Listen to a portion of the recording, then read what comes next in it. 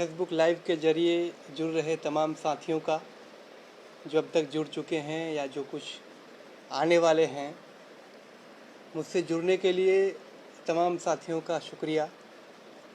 आप तमाम का स्वागत है, आप हमसे जुड़िए। उससे पहले मैं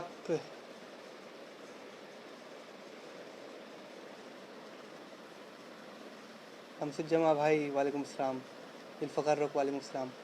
आप तमाम को मेरा सलाम, अस्सलाम वालेकुम व रहमतुल्लाहि व बरकातुहू। मेरा आदाब, नमस्कार।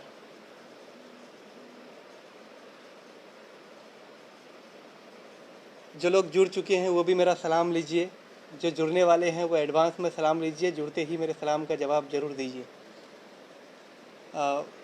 साथियों, ये मेरा मुझे लगता है अपनी पर्सनल आईडी से पहली बार लाइव सेशन है जब मैं किसी संवेदनशील मुद्दे पर चर्चा करने के लिए तैयार हूँ। इससे पहले मैंने कई बार लाइव आया है, बट वो सिर्फ इंटरटेन का सोर्स था। आज आपको पता ही होगा मेरे एफबी लाइव आने का मकसद क्या है। दरअसल ये हमारी कोशिश रही है हमेशा से कि अपने समाज के लिए, अपने क्षेत्र के लिए हमेशा मतलब सामाजिक हित में हम लोग लिखते रहे हैं और इंशाल्लाह ये आगे भी चलता रहेगा। हमने न सिर्फ आज लिखना शुरू किया है, बल्कि जब हमारे माननीय विधायक श्री अब्दुल जलील मस्तान साहब थे, उसके ज़माने में भी मैं लिखा करता था।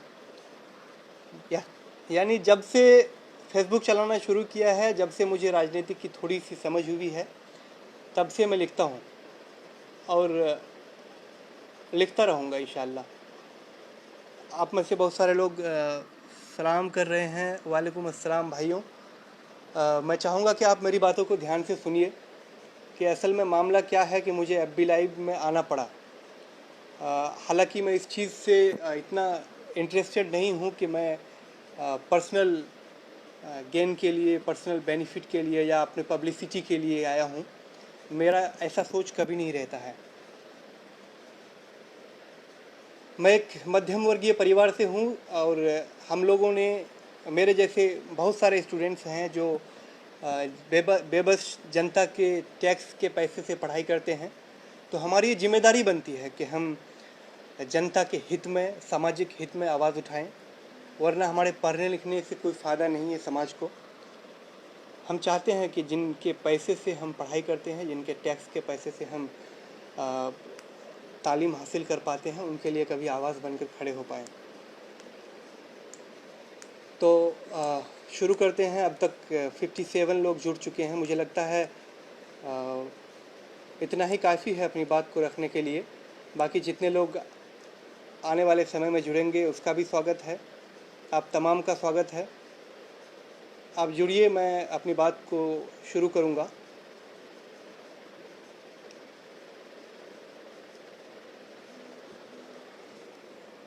साथियों, ये मामला दरअसल एक एफबी पोस्ट का है। जैसा कि मैंने कहा कि मेरी आदत है अपनी सामाजिक हित में लिखता हूँ, बेबाकी से लिखता हूँ, किसी के भी खिलाफ लिख देता हूँ, मर्यादित पोस्ट करता हूँ, मर्यादा के दायरे में रहकर ही पोस्ट करता हूँ, खिलाफ करता हूँ, जो मेरा संवैधानिक अधिकार भी है। परसों के डेट में, शायद परसों या कल, आई एम नॉट श्योर, कल ही के डेट में शायद एक व्हाट्सएप चैट वायरल हुआ। व्हाट्सएप चैट मैंने जब देखा तो मुझे थोड़ा सा आश्चर्य हुआ कि इस चैट में कितनी सच्चाई है, ये एक अलग मुद्दा है, लेकिन कहीं ना कहीं अमर बैसा के आत्मसम्मान की बात है। अमर बैसा के लोगों को कहीं ना कहीं नीचे दिखाने की साजिश है, उनको गुलामी की दिशा में ले जाने की साजिश है। और ये स्वाभाविक है। कोई भी व्यक्ति जो एक सम्मानजनक ज़िंदगी जीना चाहता है और उसके आत्मसम्मान पर कोई बात आए तो वो आहत होगा और कुछ भी लिखेगा।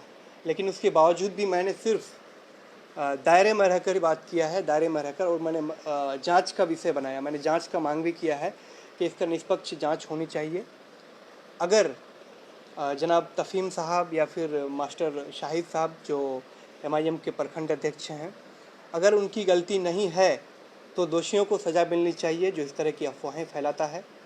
अगर उनकी गलती है तो कहीं ना कहीं चिंता का विषय है, क्योंकि अमोर विधानसभा के लोगों ने एक उम्मीद लगाकर एक चिराग जलाया था कि न्याय के साथ सम्मानजनक विकास होगा, सर्वांगीण विकास होगा, और शायद इसीलिए उन्होंने बदलाव किया था कि कांग्रेस जैसी इतनी बड़ी पार्टी को 5-6 टर्म विधायक रहे अब्दुल जलील मस्तान साहब को बुरी और करारी हार दिया था। तो कहीं ना कहीं एक चिंता का विषय ज़रूर है अमोर विधानसभा के लोगों के लिए कि उनके खिलाफ एक साजिश रची जा रही है। मैं सबसे पहले जनाब तफ़हीम रहमान साहब का शुक्रिया अदा करना चाहूँगा कि साहब ने जो कदम उठाया है इसको जांच का विषय बनाकर किशनगंज थाना में मुकदमा दर्ज किया है। मैं उसके लिए उन्हें शुक्रिया अदा करना चाहूँगा कि आपने अच्छा किया कि इसे जांच का विषय बनाया, और जिन लोगों ने अफवाहें फैलाने की नाकाम साजिश रची है और उनको ज़रूर कार्रवाई मिलनी चाहिए, उनके ऊपर ज़रूर कार्रवाई होनी चाहिए, उन्हें सज़ा मिलनी चाहिए। और मुझे पूर्ण विश्वास है प्रशासन पर, किशनगंज के प्रशासन पर, रौटा के प्रशासन पर, पूर्णिया के प्रशासन पर, कि इस तरह के गलत अफवाहें फैलाने वालों के खिलाफ सख्ती से पेश आएंगे और निर्दोष लोगों की अवश्य जीत होगी। मेरे साथियों, मैं तफ़हीम रहमान साहब की बहुत इज़्ज़त करता हूँ।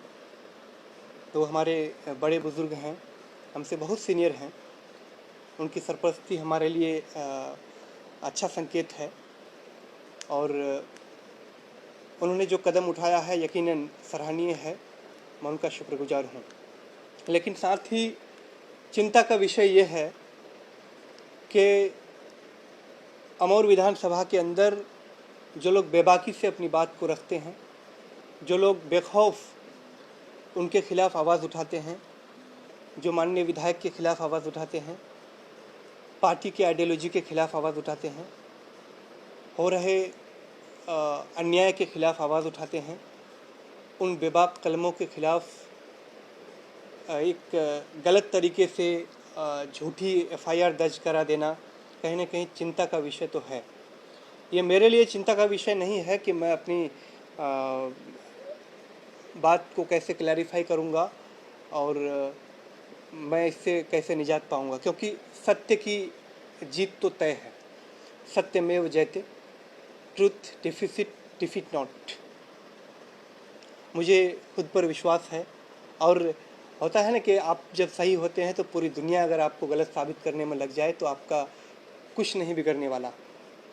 तो मुझे खुशी है कि आपने तफ़हीम रहमान साहब, आपने जो कदम उठाया है वो मेरे हित में है, लेकिन मेरे नाम का FIR दर्ज कराना, झूठा FIR दर्ज कराना मेरे लिए ही नहीं बल्कि अमौर विधानसभा के सभी अमन पसंद और सम्मानजनित वर्ग के लिए चिंता का विषय है कि एक बेबाक आवाज़ को दबाने की कोशिश की जा रही है, एक बेखौफ लिखने वाले को के कलम को तोड़ने की कोशिश की जा रही है, जो अपने सामाजिक हित में हमेशा लिखता है, मर्यादा के दायरे में लिखता है, उनके खिलाफ साजिश रची जा रही है।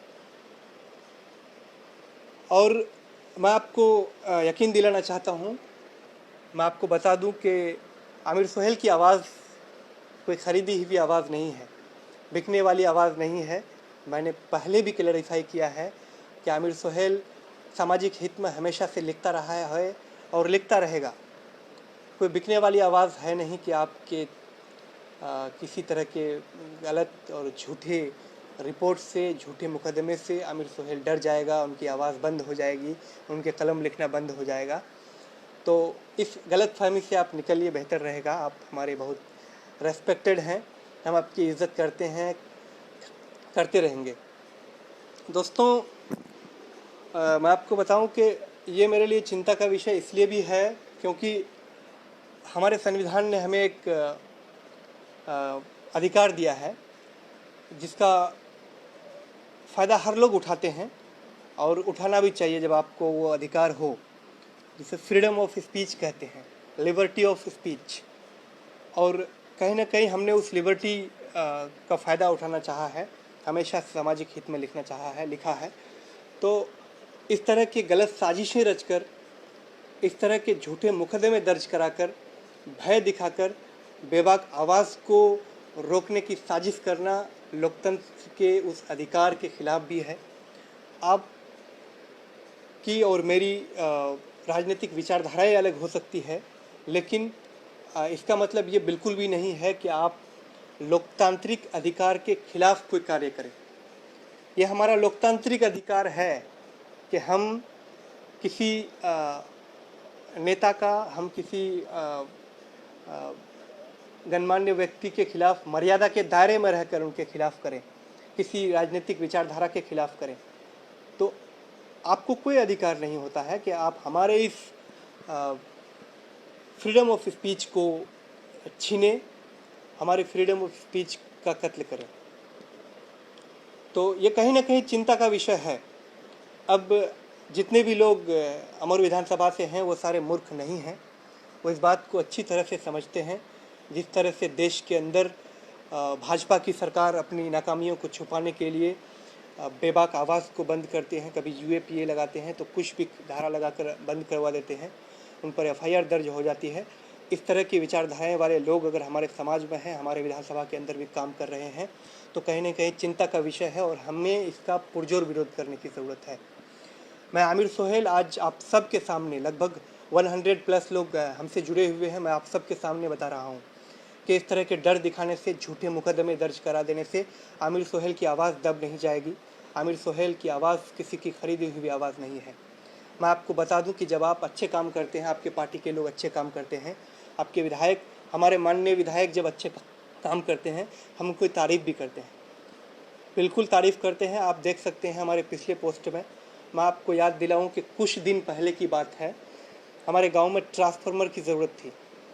हमने ट्रांसफार्मर के लिए कई लोगों से बात करी, डॉक्टर अबू सायम साहब से भी बात करी जो उनके MIM के पूर्णिया जिला के महासचिव हैं, उनसे भी बात करी, और हमारे भाई जनाब फरहान यज़दानी साहब से भी बात करी कि भाई हमें ट्रांसफार्मर की ज़रूरत है, और उन लोगों ने अनुशंसा किया, हमें ट्रांसफार्मर भी दिलाया। हमारे गांव के लोग बहुत खुश हैं, उसके लिए हमने उन्हें शुक्रिया भी अदा किया है। आप मेरे फेसबुक पोस्ट को चेक कर सकते हैं कि पिछले कई दफ़े मैंने उनके पार्टी के लोगों का, हमारे माननीय विधायक श्री अख्तर उल इमान साहब की तारीफ़ भी की है। तो ये राजनीतिक द्वेष है, किसी निर्दोष लोगों को झूठे मुकदमे दर्ज कराना, उनके खिलाफ साजिशें रचना, डर दिखाकर उनकी आवाज़ को कमज़ोर करना कहीं ना कहीं साजिश का हिस्सा है और लोकतंत्र की हत्या है। मैं आपको बता दूं कि लोकतंत्र की हत्या मेरे से बाहर है। मैं इस चीज़ को कभी बर्दाश्त नहीं करूंगा और मुझे पूरी उम्मीद है, प्रशासन पर उम्मीद है, अमर बैसाख के सभी अमन पसंद लोगों पर भरोसा है कि आप लोग सच्चाई के साथ खड़े होंगे। आप लोग अपने आत्मसम्मान को ठेस पहुंचाने के खिलाफ आवाज़ उठाएंगे। आप लोग इस तरह के बेबाक आवाज़ को दबाने वालों के खिलाफ आवाज़ उठाएंगे। मेरे अजीज साथियों, मेरा कोई पर्सनल ऐसा नहीं है कि मैं अपनी पब्लिसिटी को चमकाने के लिए आपके सामने हूँ, या मैं अपनी पब्लिसिटी को चमकाने के लिए पोस्ट करता हूँ, किसी के खिलाफ लिखता हूँ। ये मेरी आज़ादी है। It is a freedom of speech and I'm using that. Otherwise, I don't have any kind of,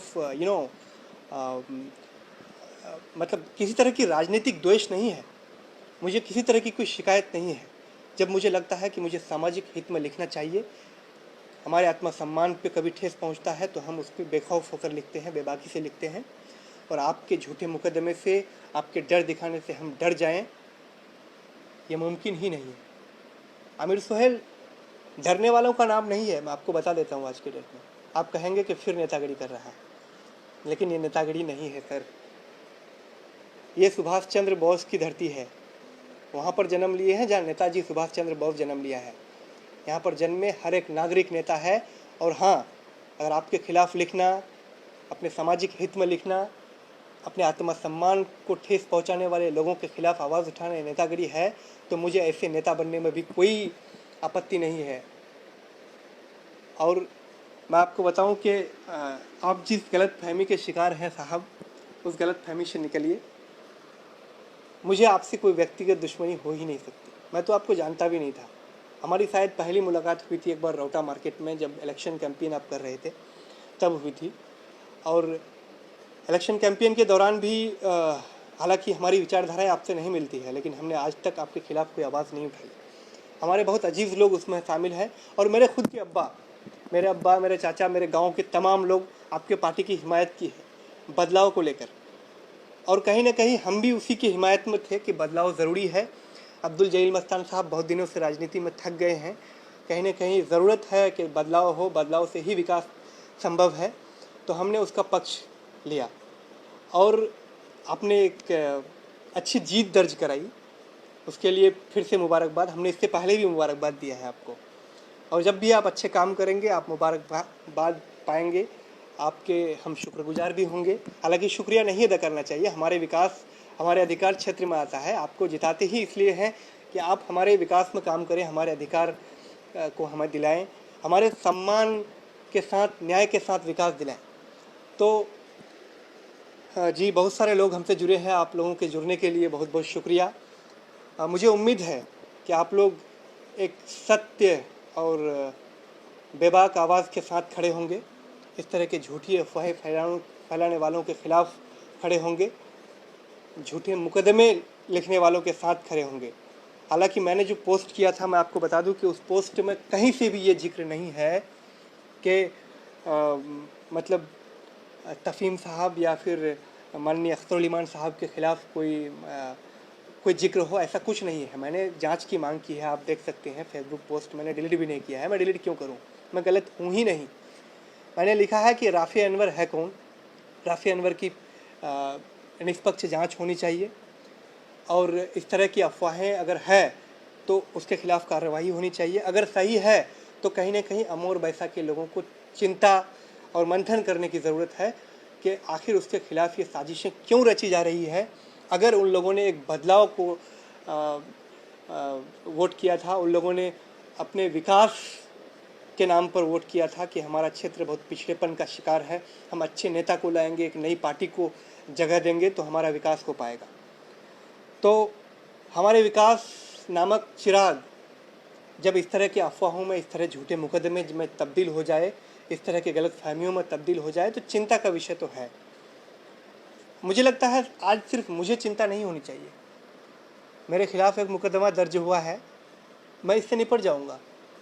मैं इसलिए निपट जाऊंगा क्योंकि सत्य की जीत हमेशा हुई है, होती रहेगी। और सत्य के लिए अगर मुझे सुप्रीम कोर्ट तक जाना पड़ेगा ना सर, तो मैं तैयार हूँ। मैं दिल्ली में ही हूँ, मुझे कहीं भी आने की ज़रूरत पड़ेगी मैं आऊँगा और सत्य के लिए हमेशा लड़ूंगा। आप कहेंगे कि किसी के पावर पोजीशन से हम डर जाएंगे, आप कहेंगे कि हम किसी के डर दिखाने से डर जाएंगे, झूठी मुकदमा करने से डर जाएंगे, तो आमिर सुहेल का ज़मीर, आमिर सुहेल का जो अंदर वो शक्ति है वो इतना कमज़ोर नहीं है। ये सत्य की शक्ति है। हमने पढ़ाई की है, बेबसी के शिकार, हमेशा मजलूम लोगों के टैक्स के पैसे से हमने जो पढ़ाई की है ना, तो मेरे अंदर एक दर्द छुपा है अपने अवाम के लिए, अपने देश के लोगों के लिए, अपने समाज के लोगों के लिए एक दर्द छुपा है कि जो जनता 1 रुपये के माचिस क्रय करता है, खरीद करता है, उसमें भी टैक्स पे करता है, उस जनता के पैसे से पढ़े हुए लोग उस अधिकार का, अपने पावर और पोजीशन का गलत उपयोग कैसे कर सकता है, और हम उसके खिलाफ हैं। अपने पावर और पोजीशन का जब आप गलत उपयोग करेंगे तो हम उसके खिलाफ ज़रूर होंगे और हमेशा रहेंगे। आप हमें डराने की कोशिश बिल्कुल ना करें। मैं आपको बताऊं कि आप ही के पार्टी के एक मजबूत अंग हैं, आपके जो MIM के जिला सचिव हैं डॉक्टर अबू साहिम साहब। कुछ लोगों का ये भी मानना है कि मेरी उनसे बहुत करीबी का मामला है और अपना भांजा है। मैं आपको, हालांकि अच्छा नहीं लगता है किसी से, वो ज़रूरी नहीं है कि अपना रिश्ता हो तभी वो बहुत करीबी होता है, अपना करीबी मामला होता है तभी वो अपने होते हैं। हालांकि कुछ लोगों का अटैचमेंट इतना तगड़ा होता है कि वो अपने मामा से भी बड़े मतलब दर्जा रखते हैं।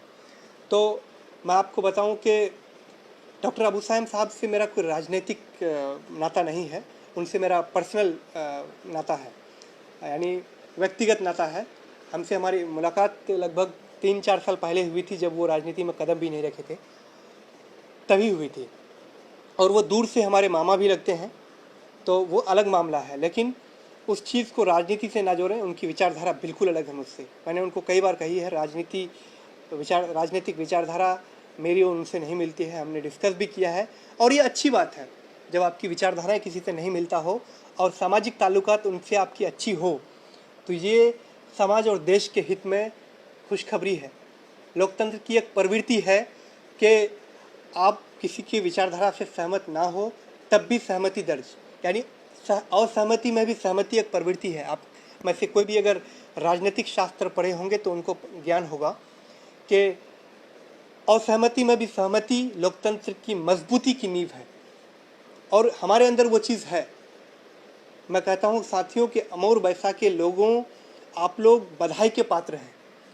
आप लोग को इसलिए मुबारकबाद देना चाहता हूँ कि आप लोगों ने जो राजनीतिक बदलाव लाया है, उस राजनीतिक बदलाव के लिए आपने जो अपने जुल्म के खिलाफ, आपके खिलाफ जो साजिशें रची जा रही है, आपके साथ जो अन्याय हो रहा है उनके खिलाफ जो आप आवाज़ उठा रहे हैं, उसके लिए आप मुबारकबाद के काबिल हैं। आपको मैं मुबारकबाद देता हूँ। और कहीं ना कहीं मैं आपको बताऊं कि इस बड़े क्रांति में, इस बड़े बदलाव में, इस बड़े राजनीतिक बदलाव में हमारे माननीय विधायक श्री अख्तरुल इमान साहब के बड़ी भूमिका है कि उन्होंने एक नई पार्टी को जो हैदराबाद की सरजमीन से यहाँ पे मतलब सीमांचल की सरजमीन पे लाया और उनको मजबूती दी गई। हमारे लोगों की हिमायत में हमेशा से आवाज़ उठी। आज कहीं ना कहीं मुसलमानों के एक बड़े लीडर के रूप में अख्तरुल इमान साहब उभरे हैं। हमारे सीमांचल के बेटा को एक बड़ी जिम्मेदारी मिली है कि सदर बिहार, जो पार्टी हैदराबाद की पहचान है, जो पार्टी आज देश की राष्ट्रीय पार्टी है, उस पार्टी ने हमारे बेटे को, हमारे सीमांचल के बेटे को एक बड़ी जिम्मेदारी दी है, सदर बनाया है, प्रदेश का सदर बनाया है। ये हमारे लिए खुशखबरी की बात है। हमें गर्व होता है जब हमारे बेटे कामयाबी के ऊंचे शिखर तक पहुंचता है। अभी हमारी विचारधाराएं बिल्कुल अलग हैं, लेकिन मास्टर मुजाहिद साहब जो हमारे बहुत अजीज़ हैं, हमारे युवा दिलों के धड़कन ही कहिए, ऐसे वर्ड इस्तेमाल होते हैं उनके लिए और होना भी चाहिए। जो लोग बिना किसी राजनीतिक द्वेष के, बिना किसी मतभेद के समाज के उत्थान के लिए काम करता है, जो लोग हमेशा से अपने समाज के लिए, अपने क्षेत्र के लिए चिंतित रहा है, उनके लिए ऐसे शब्दों का इस्तेमाल होना चाहिए कि इतनी बड़ी कामयाबी, इसके लिए जनाब मास्टर मुजाहिद साहब का और हमारे सदर मोहतरम, हमारे माननीय विधायक अख्तरुल इमान साहब को मुबारकबाद देते हैं कि आपने जो कर दिखाया है अपने राजनीतिक जीवन काल में, वो हमारे लिए गौरवान्वित करने वाली अवसर है। हम हमेशा इस बात को याद रखेंगे और हमारे आने वाली पीढ़ियां भी फ़ख्र महसूस करेंगी कि कहीं ना कहीं हमें एक राजनीतिक प्लेटफॉर्म देने के लिए, हमें देश दुनिया में उजागर करने के लिए अख्तरुल इमान साहब जैसे बेटा का एक बड़ा योगदान रहा है। तो ये बातें कहीं ना कहीं चिंता का विषय है कि हम जिसकी हिमायत करते हैं, हम जिस बदलाव की तरफ अग्रसर हैं, हम जिस तरह के समाज बनाना चाहते हैं, उस तरह के समाज को सींचना चाहते हैं, उनके खिलाफ जो साजिशें रची जा रही है, ये निहायत ही चिंता का विषय है। और सिर्फ मुझे चिंता नहीं होनी चाहिए, अमौर विधानसभा सहित आसपास के तमाम लोगों को, मुल्क और समाज के तमाम अमन पसंद लोगों को, सम्मानित वर्ग के लोगों को चिंता होनी चाहिए कि राजनीति के आड़ में छुपकर समाज में इस तरह की अफवाहें फैलाने वालों के खिलाफ मंथन करें। आखिर राजनीति के आड़ में हमारे लोगों को अपमान करने की साजिश कौन रच रहा है? राजनीति की आड़ में हमारे सम्मान को ठेस पहुंचाकर राजनीतिक रोटी सेकने की कोशिश कौन कर रहा है? चिंता का विषय है। मुझे लगता है कि राजनीतिक द्वेष एक अलग चीज़ है, अलग बात है। हम एक समाज के लोग हैं, हमारे बहुत सारे साथी हैं। आप तो हमारे बहुत अजीज़ हैं, हमारे क्षेत्र के लोग हैं, बहुत करीबी का मामला है। लेकिन जो हमारे अलग अलग राज्य के दोस्त हैं, हमारे अलग विभिन्न क्षेत्र के लोग हैं, हमारे बहुत सारे करीबी मित्र जो राष्ट्रीय स्वयंसेवक संघ के बड़े सक्रिय सदस्य हैं, उनसे मेरी बहुत करीबी का मामला है, उनसे मेरी ताल्लुकात है। हमारी कभी कभी बहस हो जाती है, तीखी बहस होती है, लेकिन मर्यादा में होती है। और वो बात वो लोग भी एक्सेप्ट करते हैं, मैं भी करता हूँ कि हमारी इस तरह की बहस, हमारी इस तरह की बातें, हमारे इस तरह के राजनीतिक वाद विवाद कहीं ना कहीं लोकतंत्र को मजबूती देती है। हम चाहते हैं कि कोई भी ऐसा कार्य, कोई भी ऐसा कदम जो हमारे लोकतंत्र को मजबूती दे, उस कार्य को हमें करना चाहिए। हालांकि किसी भी लोगों से मेरा कोई व्यक्तिगत मतभेद नहीं है। अगर आप में से किसी भी लोगों को मेरी वजह से किसी तरह का कोई ठेस पहुंचता हो, किसी को कोई तकलीफ़ हो, तो भरी महफिल में मैं आप सबके सामने क्षमा प्रार्थी हूँ कि अगर मेरी वजह से किसी का दिल दुखे, मेरे पोस्ट की वजह से किसी को कोई आहत पहुँचे, तो मैं माफ़ी चाहता हूँ। और मेरी हमेशा से ये कोशिश रही है और कोशिश करूँगा कि मेरी वजह से किसी का दिल न दुखे, क्योंकि राजनीतिक पार्टियाँ ये तो टेम्पररी है। मैं आपको उदाहरण क्या दूँ, हमारे माननीय विधायक को ही देख लीजिए। हमारे बहुत सारे नेता हैं, मैं माननीय विधायक का ही उदाहरण क्यों दूँ कि वो लोग पार्टियाँ बदलते रहते हैं, लेकिन उनके समाज के लोग कभी नहीं बदलते। उनके प्रति जो मोहब्बत होती है, उनके प्रति जो प्यार होता है, स्नेह होता है, आशीर्वाद होता है, वो कभी नहीं बदलता। आज से पहले जब अख्तर उल इमान साहब जेडीयू में थे, आरजेडी में थे, तब भी हम उतनी मोहब्बत करते थे। आज वो एमआईएम में, तब भी हम इतनी मोहब्बत करते हैं। राजनीतिक विचारधारा से हट के हम उनसे मोहब्बत करते हैं, क्योंकि वो काबिल तारीफ़ हैं। मैंने इससे पहले भी बहुत सारी बातें कही है उनके बारे में, और आज भी कह रहा हूँ। तो मेरे साथियों के, अमर पैसा के सभी साथियों से गुजारिश है कि इस तरह के जो सामाजिक अपराध फैल रहे हैं, इन अपराधों पर हम काबू कैसे पाएँ, इस तरह के साजिश रचने वालों के खिलाफ हम एक पीसफुल आंदोलन कैसे करें, जिससे कि किसी अमन पसंद लोगों को ठेस न पहुँचे, और हम इन साजिश करने वालों का पर्दाफाश कैसे करें, हमें मंथन करने की आवश्यकता है। इसके अलावा मुझे नहीं लगता है कि मुझे और कुछ कहने की ज़रूरत है। आप समझदार लोग हैं। खुशी की बात है, मेरे साथ अभी 250 लोग से 251 लोग से ज़्यादा लोग जुड़े हैं। मैं आप सभी का शुक्रगुजार हूँ। मैं आप लोगों से गुजारिश करूँगा कि मेरे खिलाफ़ जो झूठे मुकदमे दर्ज हुए हैं, आप सत्य के साथ खड़े हों, आप अन्याय के खिलाफ़ ज़रूर खड़े होइए। ये आपकी आज़ादी है कि आप राजनीतिक आड़ में जो लोग आपके समाज के ख़िलाफ़ साजिश रच रहे हैं, उसके ख़िलाफ़ खड़े हों। बहुत सारे लोग, मुसव्विर परवाना साहब, शमशेद जमा साहब, जितने भी सारे लोग सलाम कर रहे हैं, वालेकुम अस्सलाम, अस्सलाम वालेकुम आप सबको। आप सबका बहुत बहुत शुक्रिया कि आप लोगों ने जुड़कर हमारी बात को सुनने में अपना कीमती वक्त निकाला। और मैं इसके लिए आपको और उससे ज़्यादा कुछ नहीं कह सकता कि आप लोग यकीनन शुक्रिया कहना आपके थोड़ा सा कम पड़ जाएगा। आप लोगों ने जो प्यार, स्नेह, आशीर्वाद और दुआएं दी है, और आप जिस मजबूती के साथ सत्य के साथ खड़े हैं, इसके लिए मामूली सा शुक्रिया कह देना थोड़ा सा कम हो जाएगा। तो बहुत बहुत शुक्रिया तब भी आप लोगों का। इन चंद बातों के साथ मैं विदा लेता हूँ। आप मेरी बात को ज़रूर चिंता का विषय बनाइए। ये मेरा मामला नहीं है, ये सारे अमन पसंद और सम्मानित वर्ग का मामला है। इन चंद बातों के साथ मैं अपनी बात को ख़त्म करता हूँ। जय हिंद, जय भारत, जय सीमांचल। आप तमाम का बहुत शुक्रिया। अस्सलाम वालेकुम, आदाब, नमस्कार, खुदा हाफिज़।